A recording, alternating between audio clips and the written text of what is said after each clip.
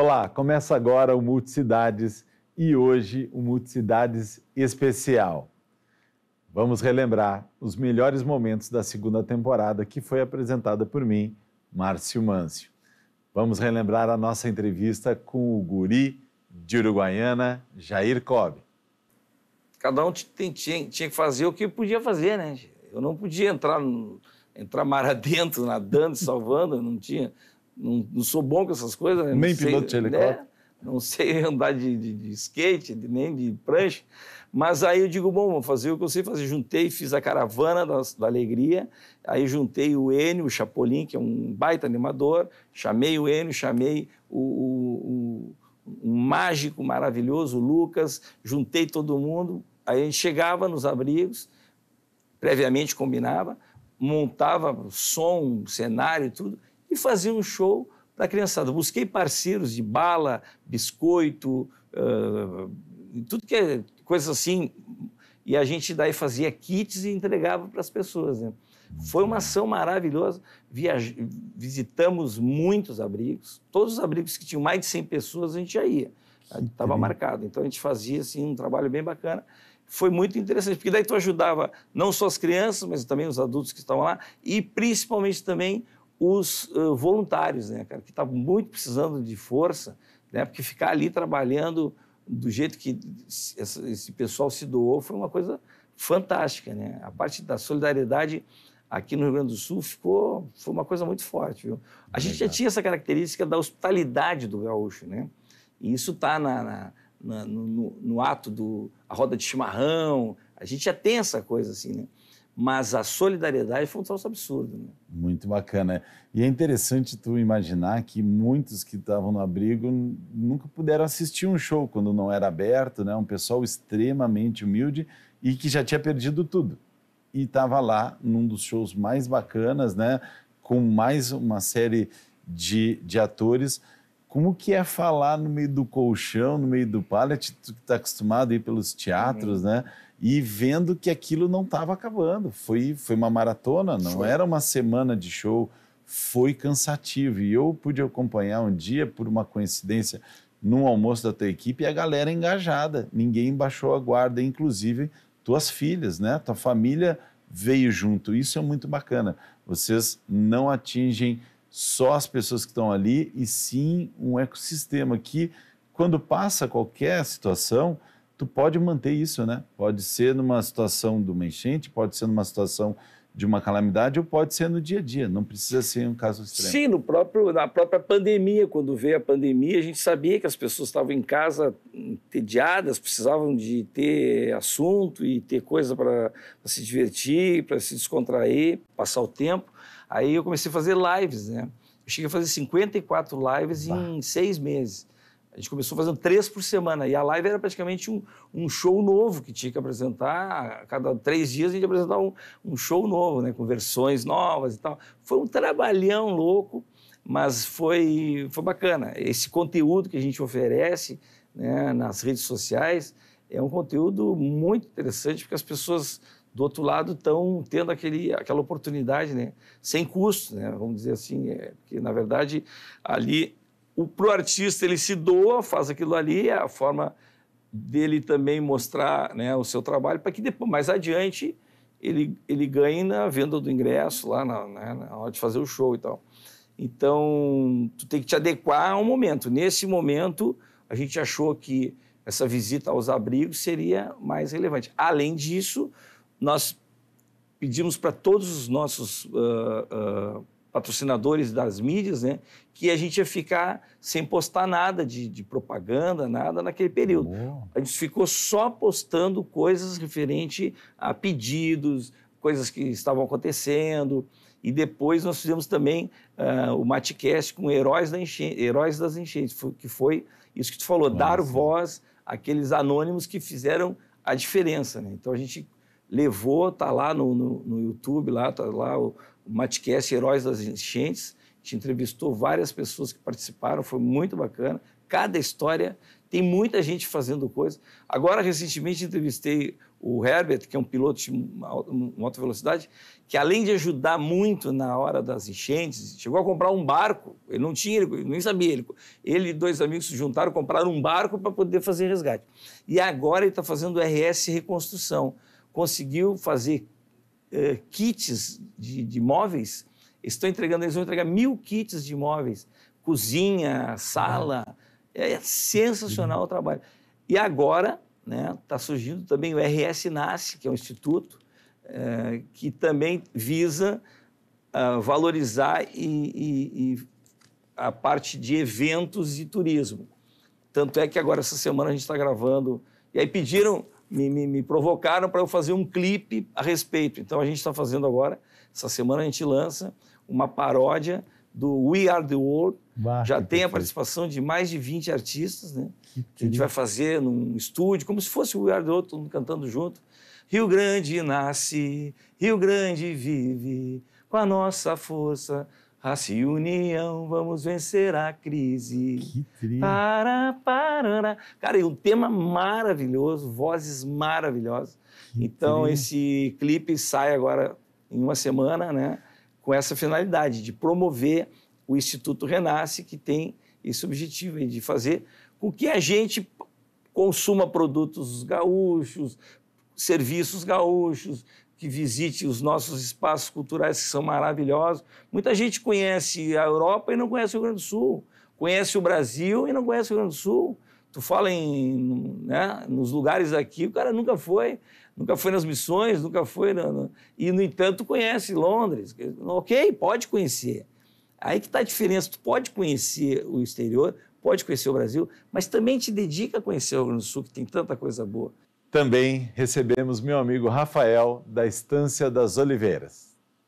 Hoje, o azeite Estância das Oliveiras ele já conquistou mais de 150 premiações nos 5 continentes, nos principais campeonatos internacionais.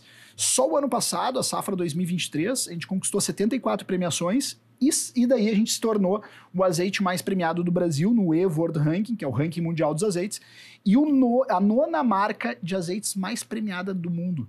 Isso é incrível, o Brasil nunca teve nem no top 30 de mais premiados, a gente conseguiu colocar lá o Brasil na 9ª colocação.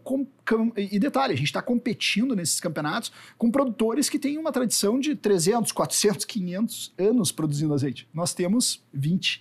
Então isso é surpreendente, isso mostra o potencial do estado do Rio Grande do Sul e a qualidade dos azeites brasileiros e gaúchos. E o legal de tudo, tu falou, né? Safra 23, vocês foram testados, né? Com a chuva, com tudo. Vocês já tinham sido testados na pandemia. Também. Imagina, começou 2029, 2020, uma pandemia inteira. Para qualquer negócio que está sendo estruturado, é um baque. Mas o negócio de vocês, que era original, que é o Quinta, esse ficou sem evento nenhum. Não tinha como, né? No Fique em Casa, nas restrições, vocês tinham que administrar 2 momentos. O negócio que a família já tinha tradição, com o negócio novo crescendo e premiando.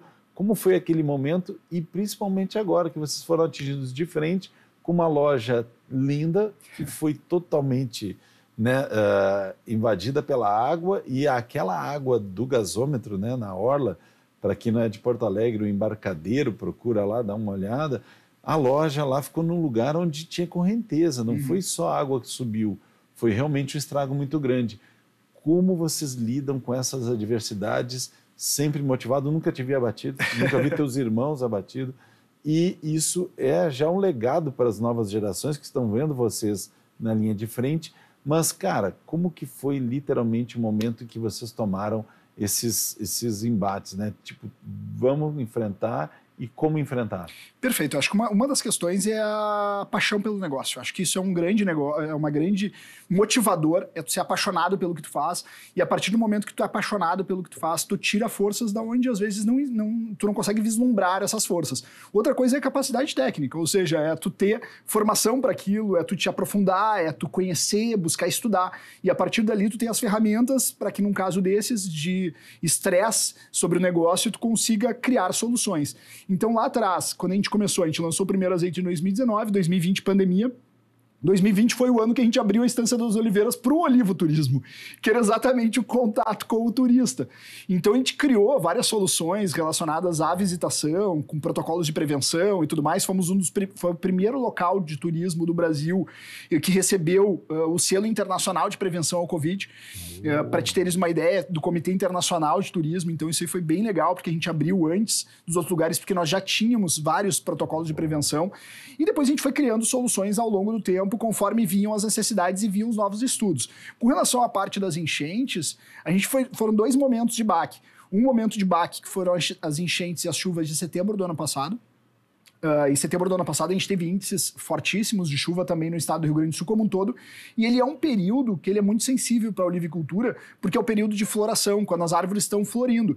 Então quando há chuva, quando as árvores estão florindo e a polinização das oliveiras é pelo ar, é polinização cruzada, o pólen sai de uma árvore para outra através do ar, ele tem que estar seco, a flor tem que estar íntegra, então quando chove as flores caem, então tu teve uma baixa produtividade, ali já foi um baque.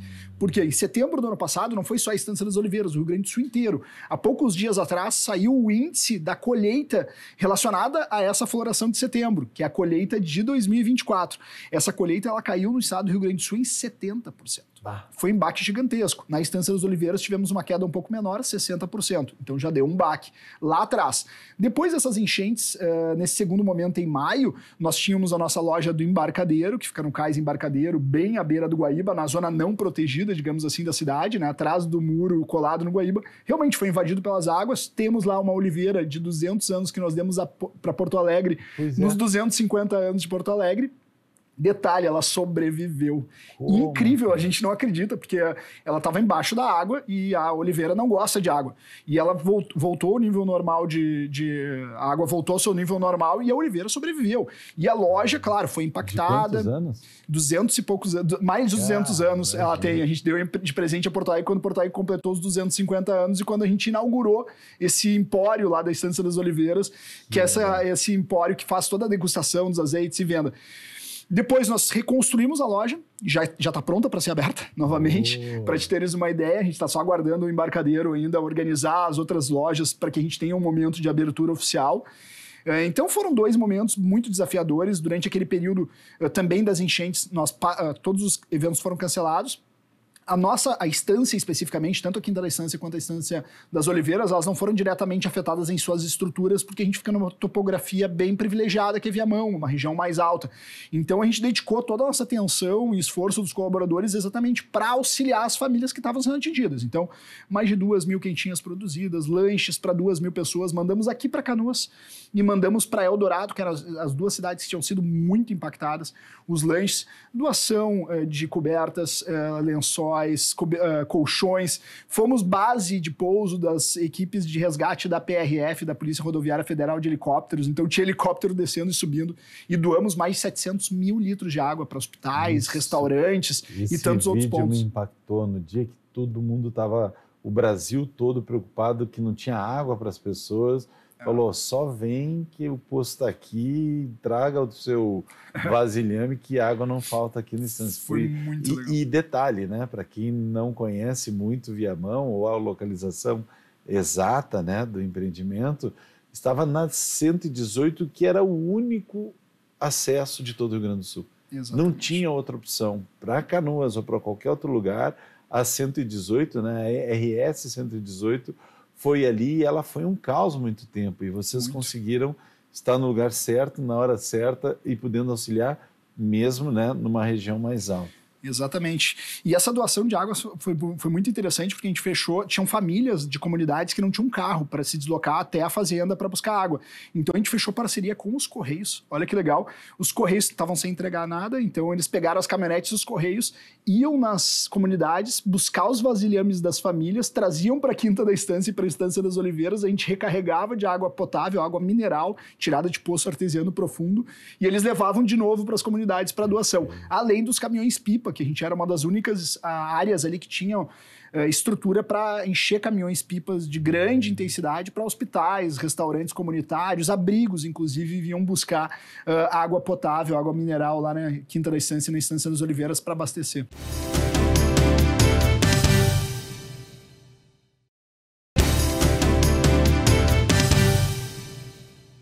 Também Samuel, CEO do Vila Ventura Eco Resort, que falou sobre pioneirismo na hotelaria do Rio Grande do Sul.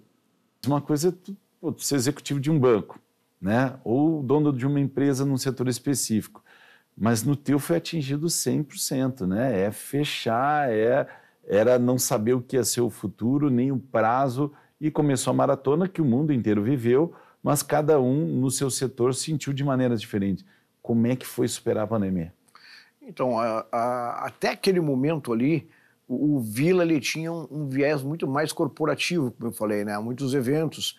E as famílias que vinham para o Vila Ventura eram a partir dos eventos que as pessoas conheceram, experimentaram e voltavam com as famílias. Então, os primeiros meses foram aqueles protocolos que impediam de nós recebermos qualquer tipo de público. Então, ficamos fechados por 3, 4 meses. Depois, os protocolos foram flexibilizando com distanciamentos. Então, a gente tinha a possibilidade de receber um número pequeno de pessoas com distanciamento de mesas de 2 em 2 metros. E depois isso foi melhorando nessa condição.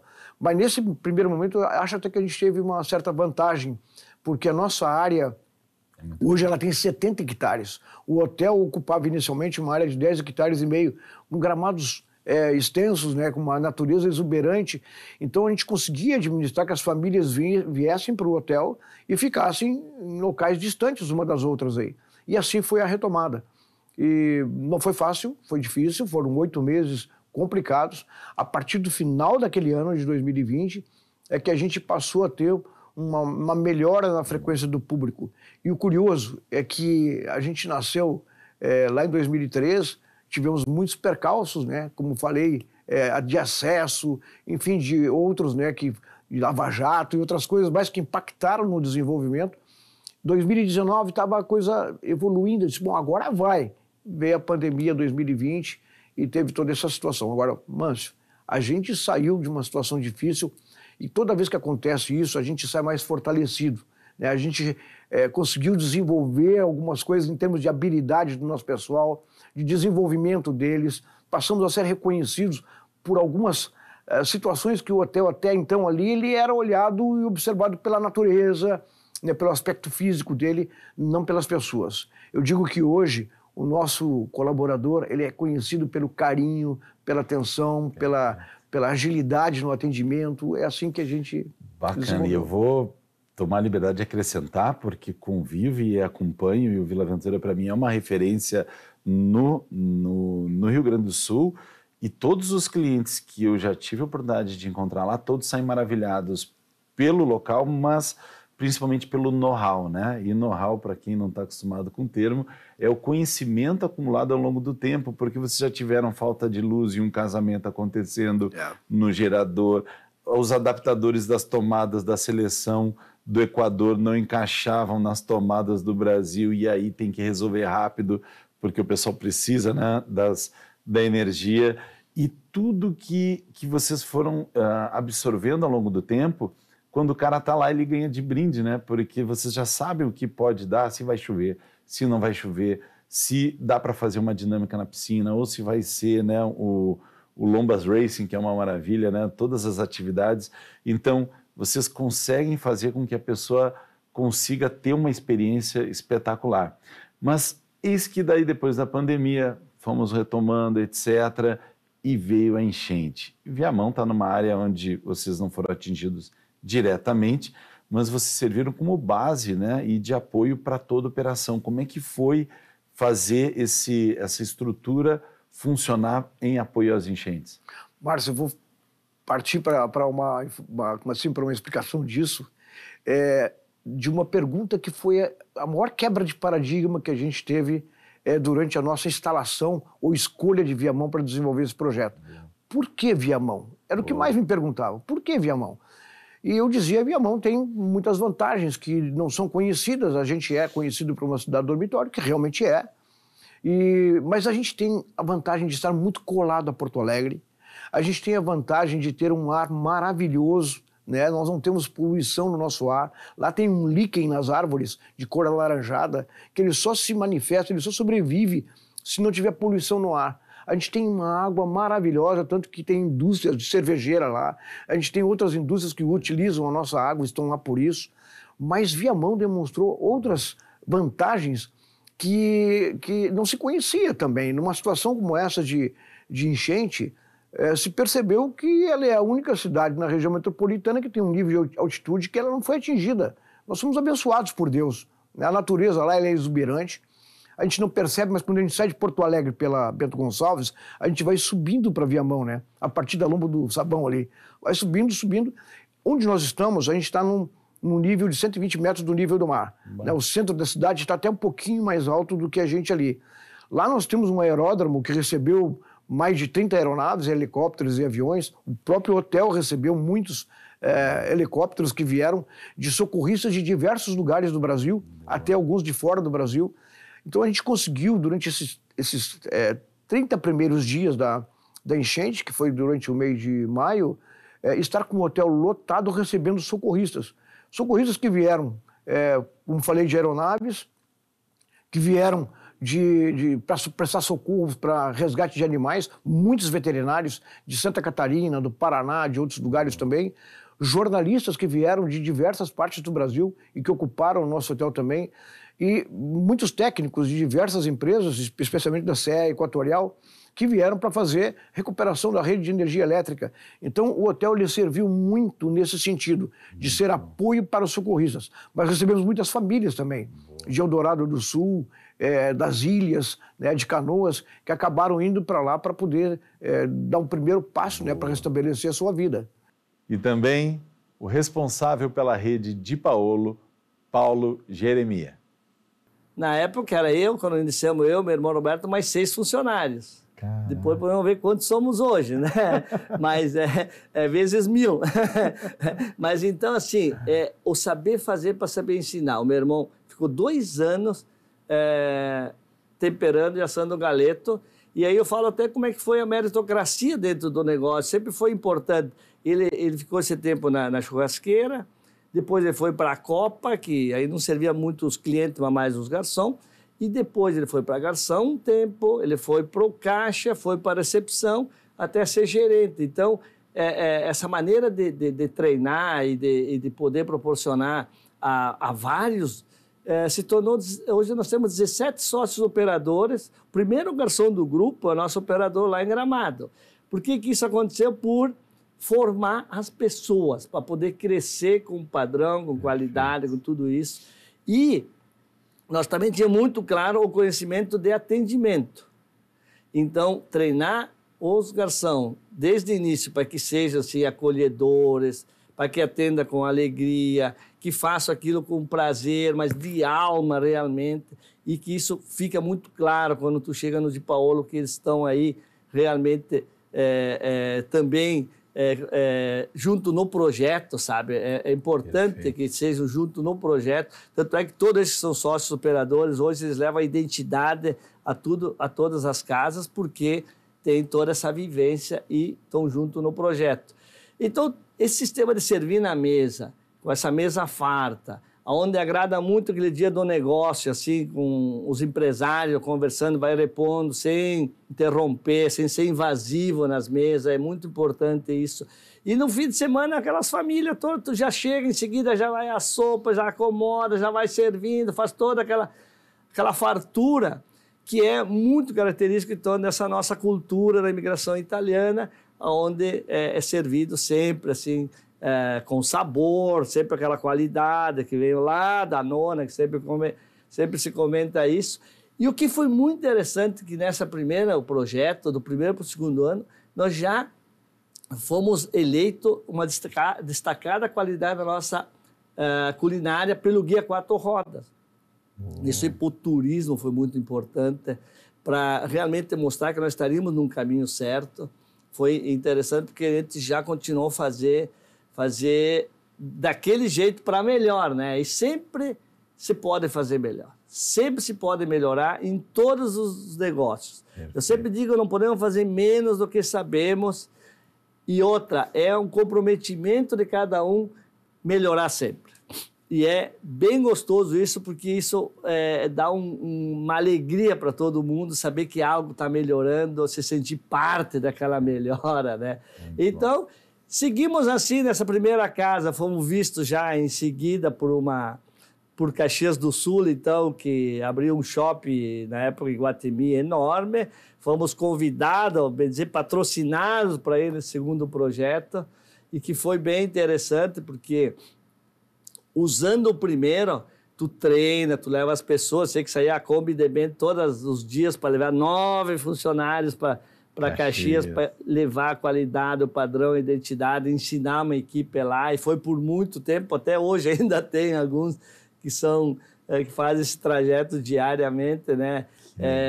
Mas isso foi importante porque ali a marca deu um salto dentro do shopping. E eu te falar um negócio que hoje é muito forte dentro do grupo. Um dia eu estava na obra e já tinha aberto o shopping e passava muita gente no mall. Então, para ver como na ação tu tem muita solução. É isso que eu quero dizer para todo mundo que tá em projetos. Vão na ação, fazer o projeto andar, porque vem a solução.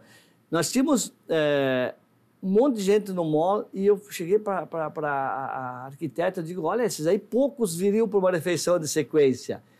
Nós não temos como abrir uma janela e vender um prato para a praça? Aí ela abriu 80 centímetros e começamos a vender o prato, que hoje é o Expresso de Paolo. Bah. E aí vendia 5 mil pratos por mês. E o mais interessante, o restaurante era de um tamanho de 80 lugares, não muito grande. Se não fosse o prato, não era não tinha sustentabilidade esse projeto. Então, assim, por isso que eu digo, na ação, tu tem... E hoje já triplicou aquele tamanho, está muito maior lá, serve... nós servimos hoje ali, no Iguatemi mesmo, hoje mais de 20 mil pratos todos os meses. Caramba. Então, assim... É interessante quando tu tem esses flash de informação durante essas ações que a gente faz. Faz toda a diferença para o jogo. Não, para nós foi ali a salvação e hoje nós criamos um mercado de 60, 70 mil pratos mês no Rio Grande do Sul, de pratos expressos. E outra, democratizamos o galeto, onde tu pode hoje comer o mesmo padrão, a mesma qualidade, num momento mais rápido, num momento que tu não tem aquele tempo todo e também economicamente também menos, né? Então, essa maneira de poder ofertar o galeto para muito mais gente de uma maneira que venha ao encontro com essa refeição fora do lar hoje que cresceu muito, veio muito ao encontro à refeição fora do lar e que realmente é um negócio que também funciona muito bem. E hoje eu encerro então a minha participação no Multicidades, que eu tive o privilégio, né, de tocar a segunda temporada depois do André Machado. E o mais bacana é que você vai ter a oportunidade agora da terceira temporada, estar com a Fernanda Schiavo. Então aproveite Multicidades e te encontro em breve.